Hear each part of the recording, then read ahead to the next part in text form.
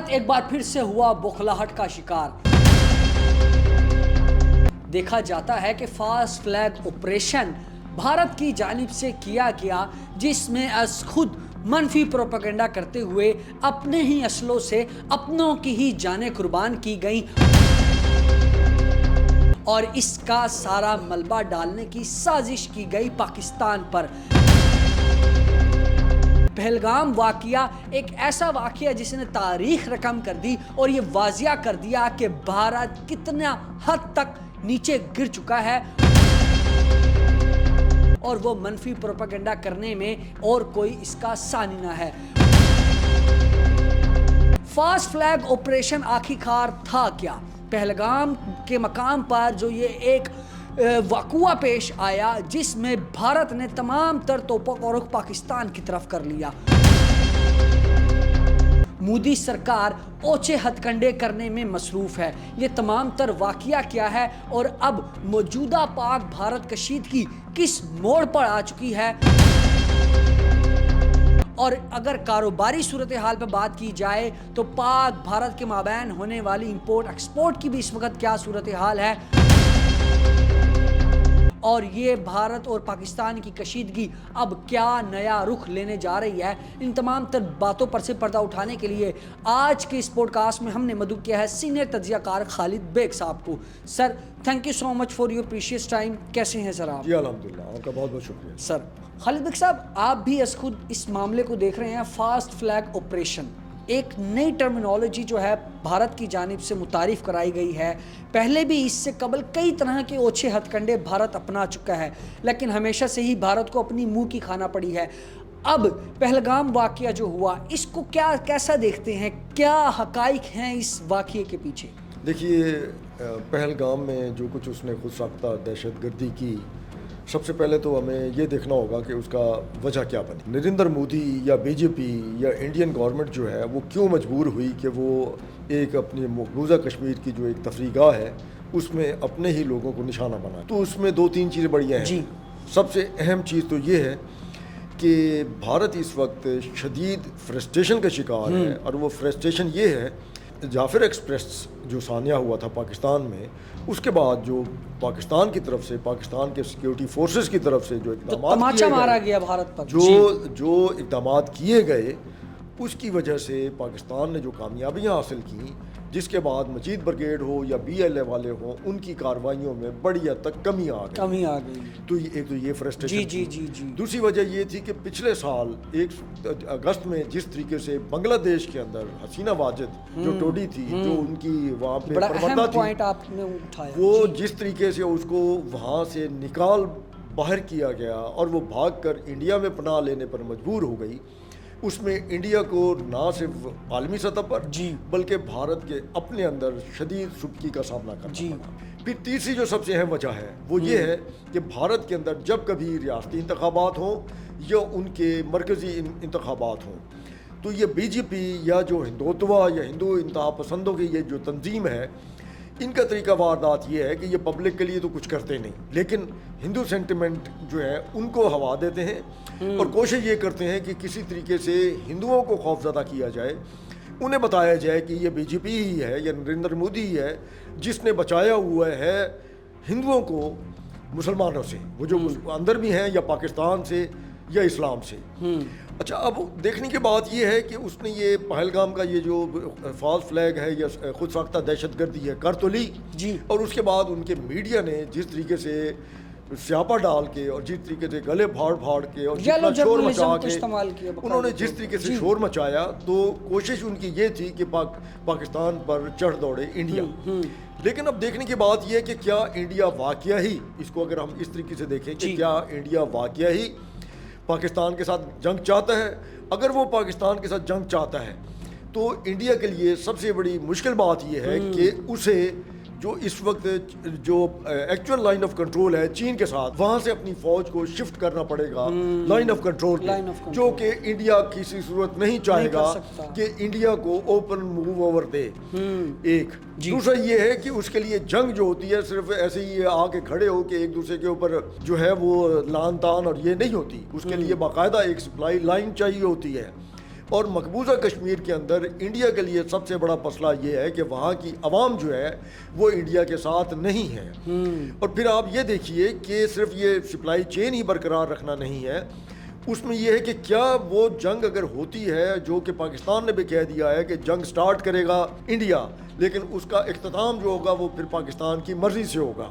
تو پاکستان کے لیے آزاد کشمیر کے اندر ایسی کوئی صورتحال نہیں ہے کہ ان کے کسی سپلائی چین میں یا اس کی جو رسد اور طلب ہے اس میں کسی قسم کی کوئی رکاوٹ ڈل سکے یا کوئی پڑے. لیکن چین کا فیکٹر جو ہے وہ انڈیا ضرور مد نظر رکھے گا. اچھا, اب اس میں ایک اور بات ہے کہ جنگ جو ہے وہ انڈیا کرے گا. میں نہیں سمجھتا کہ انڈیا جو ہے وہ پاکستان پر حملہ کرے گا یا لائن آف کنٹرول کو. ہاں, وہاں پر یہ جو ایک سلسلہ چل رہا ہے جو آپ نے دیکھا ہوگا, وہاں پہ کراس فائرنگ جاری ہے, وہ پہلے بھی ہوتی تھی اور یہ اب بھی ہو رہی ہے اور یہ جاری رہے گی. اس کو جنگ نہیں کنسیڈر کیا جاتا. ہاں, اگر یہ ہلکے ہتھیاروں کے بعد اگر نوبت جو ہے آرٹلری تک آ جاتی ہے تو اس کا نتیجہ کیا ہوگا؟ اس کا نتیجہ یہ ہوگا کہ اس میں عام آدمی جو ہے وہ زیادہ سفر ہوگا, ان کا جانی نقصان زیادہ ہوگا. اس کی وجہ ہے کہ افواج جو ہوتی ہیں وہ تو مورچوں میں ہوتی ہیں یا محفوظ جگہ پر ہوتی ہیں یا فائرنگ کے دوران بھی, لیکن جو پبلک ہے اس کی موومنٹ جو ہے وہ ختم ہو جائے گی. ان کی فصلیں ہیں, ان کے کسان ہیں. یہ ٹھیک ہے کہ جو مودی حکومت ہے یا انڈیا چونکہ وہ قابض ہے, اسے جو لائن آف کنٹرول کے پار مقبوضہ علاقوں میں اکثریت سکھوں کی ہے جو کھیتی باڑی کرتے ہیں یا پھر مسلمان ہیں, لیکن اس کے باوجود بھی ایک رکھنا تو پڑے گا. جی, پاکستان واضح کر چکا ہے کہ اگر سنتاس معاہدے کی وجہ سے اگر پانی روکنے کی کوشش کی گئی تو پھر پاکستان جو ہے اس کو اعلان جنگ سمجھے گا اور پاکستان پھر جو ہے جوابی کارروائی جو ایک حملے کی صورت ہے اس میں تاخیر نہیں کرے گا. اچھا خالد بھائی صاحب, یہ ابھی آپ نے سنتاس معاہدے کا ذکر کیا, تو اس کے علاوہ بھی بہت ساری آوازیں اٹھ رہی ہیں بھارت سے کہ یہ چیز کر دی جائے گی, فلاں کر دیا جائے گا. تو اب اوورآل دیکھیں تو بھارت کی تو اپنی صورتحال بہتر نہیں ہے, قحط سالی وہاں پر بہت زیادہ ہے, غربت وہاں پر بہت زیادہ ہے. دیکھیے, یہ جو آپ نے بات کی اس میں مسئلہ یہ ہے کہ انڈیا کے اندر وہاں کا میڈیا جو ہے وہ اپنی فلم انڈسٹری سے بہت زیادہ متاثر ہے. وہاں کے جو پڑھے لکھے ان کے اینکر ہیں جو ٹی وی چینل پہ بیٹھتے ہیں, ان کا سٹائل بھی وہی ہوتا ہے, ڈراماٹائز کرتے ہیں چیزوں کو بہت زیادہ. ان کا سٹائل بالکل ویسے ہی ہوتا ہے کہ جیسے انڈین فلموں میں مار دھاڑ ہو رہی ہے اور سارا کچھ. انہیں اندازہ نہیں ہے کہ جنگ اس طرح نہیں لڑی جاتی. بالکل, جنگ کیمرے کے سامنے اسٹوڈیو میں وہ صرف اینیمیشنز کی حد تک ہیں, وہاں بیٹھ کر گفتگو سے جنگ نہیں لڑی جاتی. جنگ جو ہے وہ جیتے جاتے انسان لڑتے ہیں سرحدوں کے اوپر. اور پھر جہاں تک پاکستان اور پاک فوج کی بات ہے تو پاکستان تو ہم مسلمان ہیں, ہمارا ایمان ہے, اگر ہم بچ گئے تو غازی ہیں, اگر ہم جان دے دیں گے تو شہید ہیں. تو یہ جذبہ جو ہے یہ صرف مسلمانوں میں ہے اور انڈینز میں نہیں ہے. پھر ایک اور فیکٹر ہے, وہ فیکٹر بھی اب انڈیا کو مد نظر رکھنا پڑے گا کہ جس طریقے سے اپنا ان کے جو سکھ ہیں وہ اس وقت جو ہے ان کو جو قیادت ان کی باہر ہے, گرپتونت سنگھ جو ہے وہ بار بار کہہ رہا ہے, جو اپنا جسٹس تنظیم کا جو سربراہ ہے, کہ ہمارے سکھ جو ہے وہ اس میں شامل جنگ میں نہ ہوں, اور ہم جو ہے انڈین آرمی کی اگر اس نے پاکستان پر حملہ کیا تو ہم ان کی مدد نہیں کریں گے. تو انڈیا کو بہرحال بہت ساری چیزیں سوچنی ہوگی. پھر انڈیا کو اپنی اکانومی بھی سوچنی ہوگی. اس کے صرف 4-5 بڑے شہر ہیں جہاں شوشا ہے, جہاں دیکھنے میں بڑی ترقی نظر آتی ہے. ادروائز تو حالت یہ ہے کہ انڈیا کے اندر 1 ارب سے زیادہ کی آبادی جو ہے وہ بہت ہی مشکل زندگی گزار رہی ہے, غربت کی زندگی گزار رہی ہے, اور ان کے لیے 2 کپڑے جو ہیں تن پر وہ ڈھانپنے کے لیے 2 کپڑے بھی ان کو میسر کم ہی ہوتے ہیں. تو یہ حالات ہیں. ان میں ہمیں بہرحال میں آپ کے اس چینل کے توسط سے, آپ کے اس پروگرام کے توسط سے, ہمارا جو نیشنل ٹی وی چینلز ہیں جتنے ہیں اس کے اوپر جتنے لوگ بیٹھے ہیں, میں ان کو خراج تحسین پیش کرتا ہوں. اس کی وجہ یہ ہے کہ انہوں نے انڈین ٹی وی اینکر اور ان کے وہ جس طریقے سے وہ سیاپا ڈالتے ہیں, رولا ڈالتے ہیں, گلے پھاڑ پھاڑ کر بولتے ہیں, چیختے ہیں, اس کے جواب میں انتہائی دھیمے انداز سے دلیل کے ساتھ بات کی ہے. پھر نیہا سنگھ راٹھور انڈین صحافی خاتون ہے, اس کے جب سے یہ سارا 15 تاریخ سے یہ سارا سلسلہ شروع ہوا ہے, اس کے اس وقت تک کچھ 6-7 ویلاگ آ چکے ہیں. اور اس کے اندر جو اس نے سوالات اٹھائے ہیں, اب وہ انڈین صحافی ہے, اور اس نے جو سوالات اٹھائے ہیں وہ اتنے واضح ہیں کہ اگر انڈیا صرف اپنی اس خاتون صحافی ہی کا جواب دے دے تو سارا کچھ اس انڈین عوام کے لیے بھی اوپن ہو جائے گا کہ انڈیا کا مقصد کیا تھا اور وہ چاہتا کیا ہے. ہاں الیکشن ہو رہے ہیں بہار میں, اور وہ پھر اس نے یہاں نریندر مودی نے جو اس کے جیسے ان کا طریقہ کار ہے وہ سعودی عرب میں تھا, یہ کارروائی ہوئی, اس کارروائی کے فوری بعد وہ انڈیا واپس آیا اور سیدھا بہار پہنچا. بہار جا کے اس نے وہاں ریلی نکالی, اور وہاں اس نے جا کے جتنا وہ اسلام کے خلاف, مسلمانوں کے خلاف نفرت وہ ابھار سکتا تھا تو اس نے ابھاری ہے. پھر ایک اور چیز بڑی اہم ہے, وہ یہ ہے کہ جو اب انڈیا کے اندر جس طریقے سے انہوں نے ایک بل جو ہے وہ پاس کیا ہے, جس کے بعد وہ ان کی جو مسلمانوں کی املاک ہیں, قبرستان ہے, ان کے مزارات ہیں یا ان کی مساجد ہیں, سارا کچھ اب جو ہے اس کی وہ جو اوقاف کی جو حیثیت تھی, وہ ریلیجیس اوقاف کی, وہ مسلم اوقاف کی, وہ ختم کر دی گئی ہے. وہ اب قبرستان بھی ان کی ملکیت ہے, تو اس کی وجہ سے مسلمانوں کے اندر بڑا طیش پایا جاتا ہے. اور انڈیا کو اندازہ ہے کہ اب اگر اس نے پاکستان کے اوپر, اول تو وہ اس طریقے سے میں سمجھتا ہوں کہ جنگ نہیں ہوگی, بالکل واضح ہوں میرے ذہن میں کہ انڈیا اتنی بڑی حماقت نہیں کرے گا. آج کل جنگ وہ اس دور کی نہیں ہونی جو 2019 میں جس طریقے سے اس نے بالا کوٹ میں آئے اور ویران پہاڑوں پر 2-4 درخت توڑے, 2-4 کوے مارے اور بھاگ گئے. اب جو ہے جنگ اگر ہوئی تو پاکستان اس کا جتنا مؤثر جواب دے گا وہ انڈیا کو بھی اندازہ ہے. انڈیا کو اپنی جو ایئر فورس ہے اس کی استعداد کا بھی پتہ ہے, انڈیا کو پاکستان ایئر فورس کی استعداد کا بھی پتہ ہے, انڈیا کو اپنے جو ویپنز ہیں ان کے پاس ان کی استعداد کا بھی پتہ ہے, اور پاکستان کے پاس جو جدید اسلحہ ہے انہیں انڈین جرنیلوں کو بھی اس کا علم ہے. اور انڈین جرنیل تو باقاعدہ خود کہہ چکے ہیں کہ یہ جنگ جو ہے وہ کسی صورت جو ہے انڈیا کے فائدے میں نہیں جائے گی. جب یہ حالات ہیں تو یہی وجہ ہے کہ پاکستان کے اندر ہمارا ہر شہری سمجھتا ہے, آپ کو یہاں پاکستان میں کوئی پینک, کوئی خوف نظر نہیں آئے گا, ایسی کوئی بات نظر نہیں آئے گی کہ پاکستان کے اندر عوام جو ہے وہ خوفزدہ ہے کہ انڈیا جنگ کر دے گا, انڈیا حملہ کر دے گا. اور بالکل لوگ تو کہہ رہے ہیں یار آئے, اگر انڈیا حملہ کرے گا تو ہم نے اس کے ساتھ بہت سارے حساب چکانے ہیں. سر یو کے میں دیکھ لینا جو بھی حالیہ پروٹیسٹ جاری ہیں, جس جوش و جذبے کے ساتھ وہاں پر یو کے میں رہنے والے پاکستانی بھارتیوں کو جواب دے رہے ہیں, اس کا بھی کوئی اس میں بھی بڑا فرق ہے. دیکھیے وہی چیز ہے جو آپ کا میڈیا ہے, ہمارا میڈیا جتنے دھیمے طریقے سے اخلاقیات کے دائرے میں بات کر رہا ہے, اور انڈین میڈیا جس طریقے سے چیخ و پکار کر رہا ہے, وہی کچھ آپ کو لندن میں وہاں نظر آیا کہ انہوں نے باقاعدہ پاکستان کا جو ہائی کمیشن ہے اس کے اوپر پتھر برسائے, شیشے توڑے اور جو گالم گلوچ سارا کچھ کیا, جبکہ پاکستانیوں نے ایسی کوئی بات نہیں کی, اور انہوں نے انتہائی اخلاقیات کے ہاں چائے ضرور پیش کی جو انڈین آئے ہوئے تھے. یہ تو ہم نے ہمارا ایک معذب ہمارا انداز ہے کہ ہم آنے والے مہمانوں کو چائے پیش کرتے ہیں, تو یہ تو ہماری برتری ہے نا ان کے اوپر. یہ بھی ایک شرم کے باعث ہے, یہ بھی ان کے لیے ایک شرم کے باعث ہے کہ 2019 میں ان کا ایک پائلٹ جو پاکستان ایئر فورس نے پاکستان میں مار گرایا جہاز ان کا, اور اس کو زخمی حالت میں ان کو اسے قبضے میں لیا, جنگی قیدی بنایا, اور وہ ایک شکست خوردہ جنگی قیدی بن کر واپس جانے والا جو ابھینندن تھا اس کو ترقی دی گئی, اور ترقی نہیں دی گئی. نریندر مودی نے اس کو اپنے جو الیکشن تھے 2019 کے, اس کی کمپین میں بڑی بھرپور طریقے سے اس طریقے سے استعمال کیا کہ ایسے لگتا تھا جیسے ابھینندن جو ہے وہ دنیا فتح کر کے واپس آیا ہے. تو بہرحال یہ ایک مائنڈ سیٹ ہے, اور ہمیں اپنا یہ جو طریقہ کار ہے اور اخلاقیات کے دائرے میں رہتے ہوئے اپنی عوام کو بھی اور انہیں بھی بتانا چاہیے کہ خوفزدہ ہونے کی ضرورت نہیں ہے.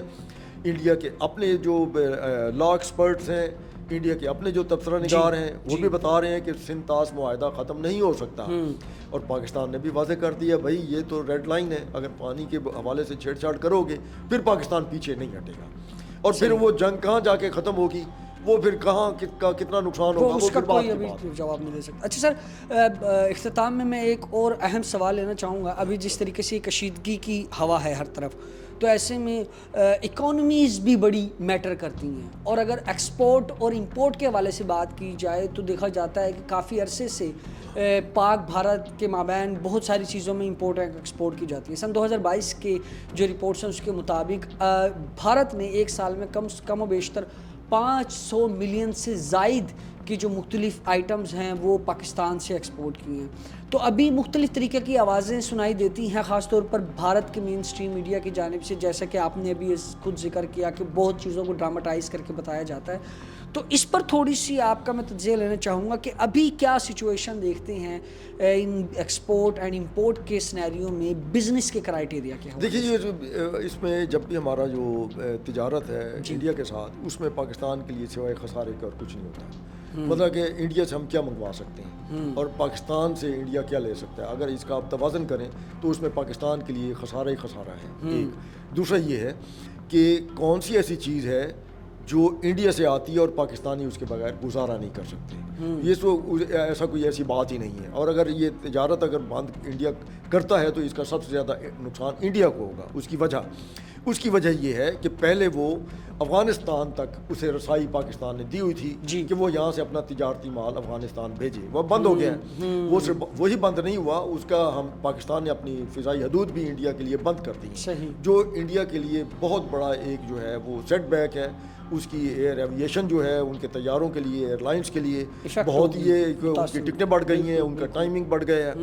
تو یہ اب انڈیا کو تو سوچنا ہوگا کہ وہ دنیا کو چاہے جس طریقے سے کہتا رہے کہ وہ بہت بڑی ابھرتی ہوئی آبادی ہے اور سارا کچھ ہے اور ترقی یافتہ ملکوں کی صف میں شامل ہونے والا ہے, تو اس کی تو حالت یہ ہے کہ ان کے ہاں جو کپڑا ہے وہ بھی اس پائے کا نہیں ہوتا کہ وہ باہر اس کو کوئی استعمال کر سکے, اور سارا جو ہے وہ پاکستان سے وہاں جاتا ہے, اسمگل ہو کے جاتا ہے. تو ایسی کوئی بات نہیں ہے. انڈیا کے ساتھ ہمارا کوئی تجارت جو ہے اس میں پاکستان کا کوئی نقصان نہیں ہے. بند ہوتی ہے تو ہو جائے, اس سے پاکستان کو کیا نقصان ہے, لیکن ایک طرح کا فائدہ ہے نا کہ ہمیں اس سے بچت ہوگی. اب اگر ٹماٹر اور پیاز اور لہسن اور گوبھی اور سبزیاں لے کر ہم نے جو ہے وہ گزارا کرنا ہے انڈیا سے, تو بھی پاکستانی کچھ عرصے کے لیے نہیں کھائیں گے. کیا فرق پڑتا ہے؟ باقی دنیا میں کیا یہ سبزیاں نہیں ہوتی؟ ہم خود زرعی ملک ہیں, تو ہمارے ہاں بھی یہ سبزیاں جو ہیں یہ ہوتی ہیں اور ہر جگہ اور گزارا چل رہا ہے. لہٰذا وہ اس کا تجارتی کوئی مسئلہ نہیں. اصل مسئلہ ہے سفارتی سطح پر. دنیا میں انڈیا جو ہے اس فالس فلیگ آپریشن میں بری طریقے سے گندا ہو چکا ہے, اور یہ پہلا نہیں ہے. اگر ہم واقعی تو بہت سارے ہوئے ہیں بی جے پی کے دور میں, پورے انڈیا میں انڈیا نے بہت ساری کارروائی کی ہیں, اپنے ہی لوگوں کو مارا ہے. جیسے وہ پارلیمنٹ پہ حملہ تھا, اسی طریقے سے پھر وہ اجمل قصاب والا جو ڈرامہ تھا 2008 میں بمبئی کے تاج محل ہوٹل اور اوبرائے ہوٹل پہ حملے کا. چلے وہ اگر ہم صرف کشمیر پہ بات کریں تو کشمیر میں اگر دیکھیں تو 4 بڑے حملے ہوئے ہیں فاسٹ فلیگ جو انڈیا نے خود کرائے.